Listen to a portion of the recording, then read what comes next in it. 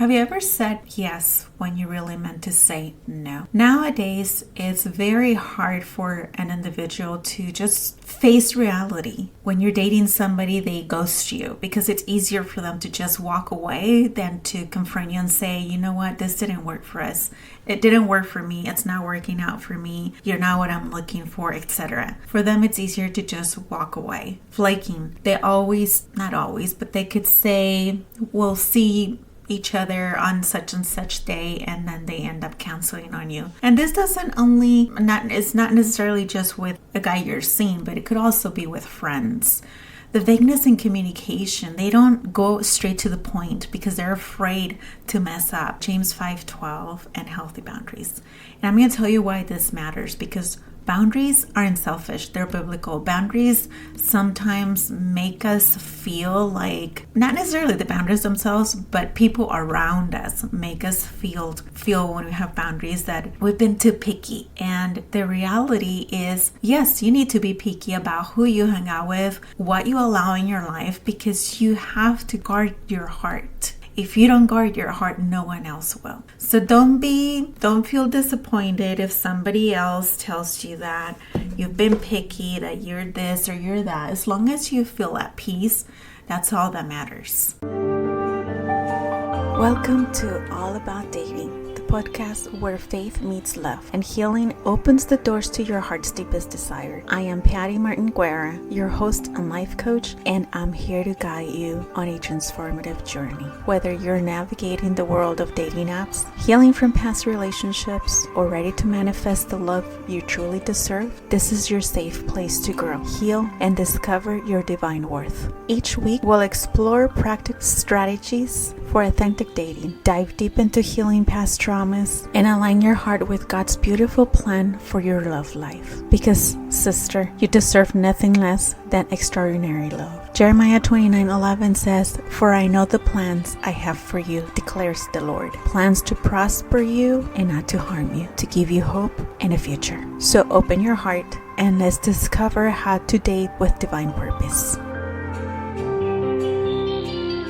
James 5:12 says, "But above all, my brothers, do not swear, either by heaven or by earth or by any other oath, but let your yes be yes and your no be no, so that you may not fall under condemnation." Even the Bible tells us to say yes or to say no when we are supposed to. So there is nothing wrong with you setting boundaries. James is writing to early Christians about integrity. Above all, this is critically important.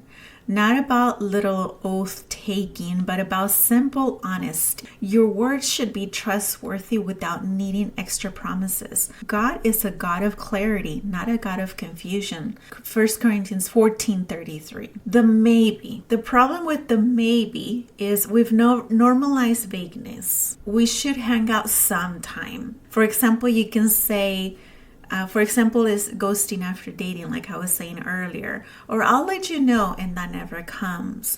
Or saying yes to an invitation you'll cancel later.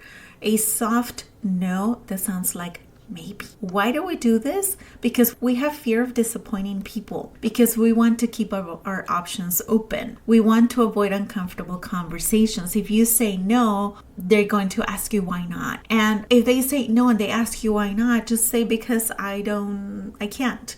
I mean, you don't have to explain yourself. Just say no. Be honest about it. Believing vagueness is nicer than honesty is truly a problem. And the real cost for this is this creates anxiety for others. They don't know where they stand with you. It damages your integrity. It builds resentment in you because you're not honest about your answers with others. And it also wastes people's time and emotional energy. The clear communication is let your yes be yes. What does this mean? Your yes should be yes. So only commit to what you can actually do. Don't do it because you feel bad about saying no. Honor the commitments you make. Don't overpromise to impress people. I see so many women over promising stuff because they feel bad saying no, and they feel bad they want to impress the other person by saying yes. Oh, she's always committed. She's always saying yes to everything.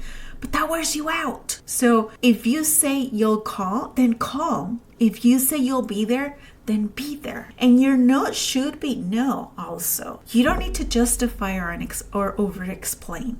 No is a complete sentence with kindness, of course. Saying no protects your yes. I appreciate the invitation, but I can't make it. Not say, I love to, but I have things and maybe another time and ... Say, no, thank you. I can't make it. Maybe another time.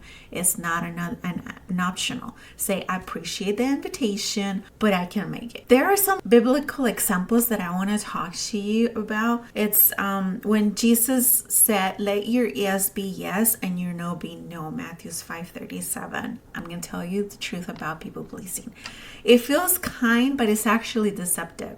You're managing your emotions with false information. You're robbing them of the chance to make informed decisions.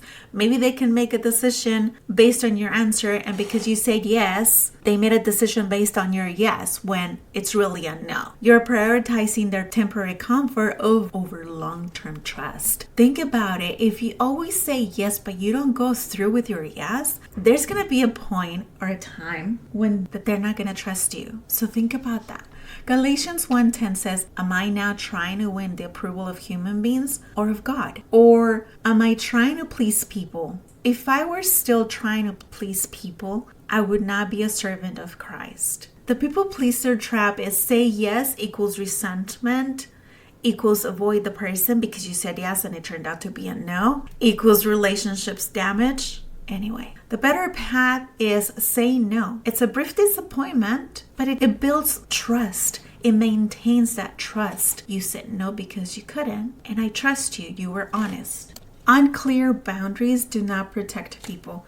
They confuse them. Honesty might stink briefly, but dishonesty wounds deeply. In dating, don't lead someone on if you're not interested. Be clear about your intentions and timeline. For example, you can say, I've enjoyed getting to know you, but I don't see this moving forward romantically. Not slow fade, breadcrumbing, or mixed signals. At work, don't overcommit to avoid disappointment to your boss.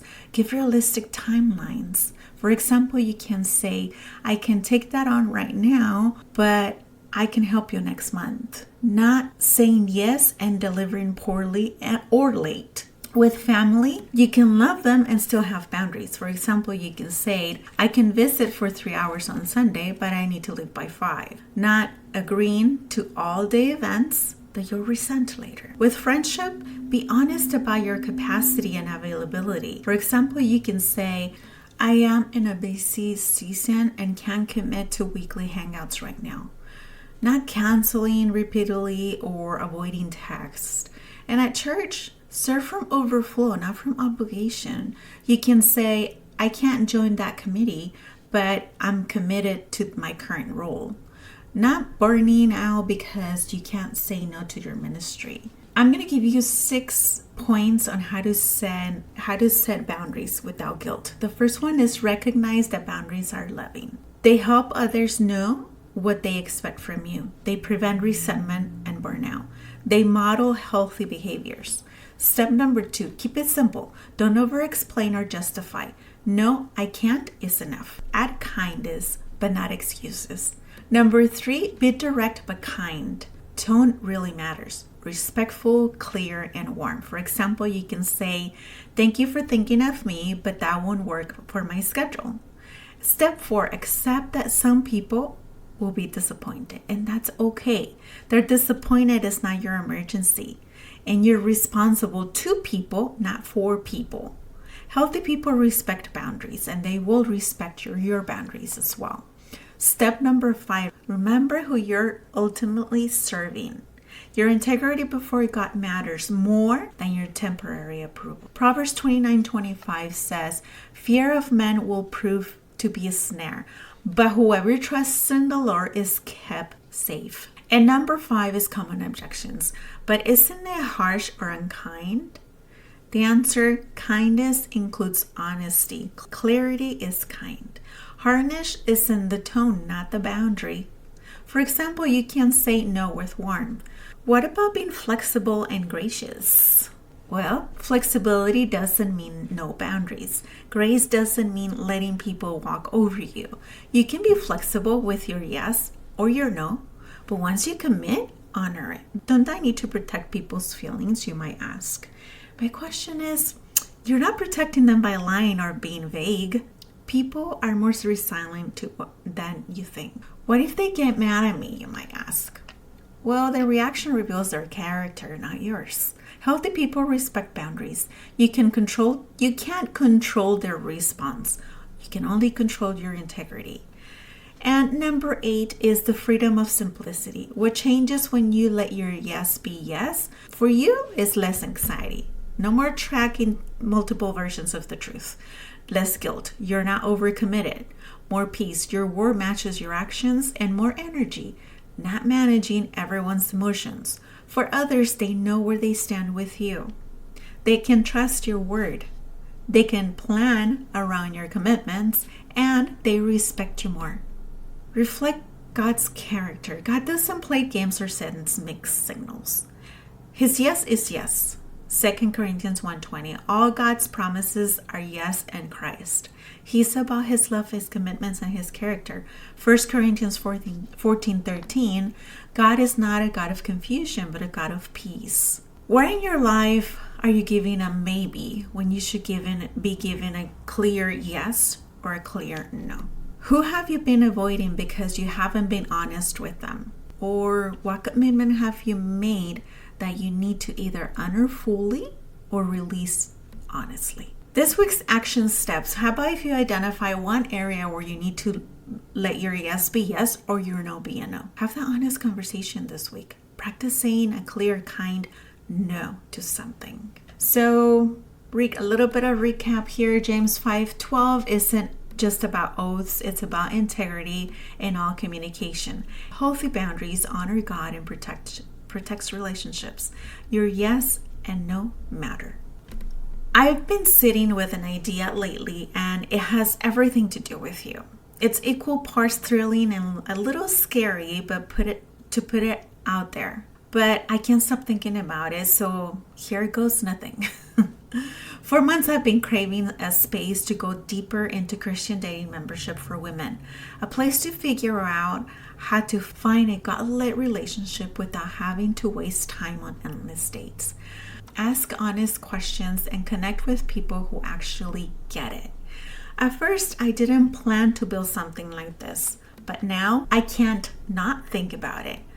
What if there was a space where we could find certainty that your standards in dating are healthy and non-negotiable? Transform from questioning every decision and fearing heartbreak to unshakable discernment and clear boundaries.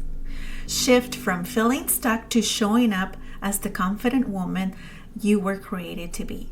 A space designed for growth, support, and real momentum toward a God-led relationship without all the confusion, burnout, or constant second-guessing. The more I visualize this, the more I believe this could be something truly meaningful. And here's the honest part. I don't have every piece figured out. That's why I want to build it with you, not for you.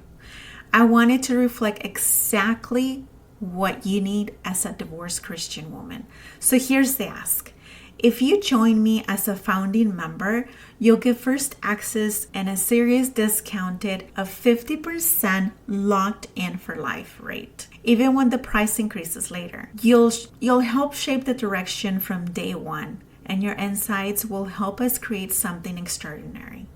Together, we'll co-create something impactful, intentional, and totally aligned with what matters most to you. Right now, this is just the beginning. The content isn't finished, and some of the best pieces will come straight from you and the founding group. From now through launch, we'll brainstorm, refine, and bring this whole thing to life, side by side. If you're in and want to be part of this from the start, there's a link on the show notes for you that you can go to, and I'll send you all the scoop about this. I'm so grateful to be in this community, and I can't wait to build something epic together.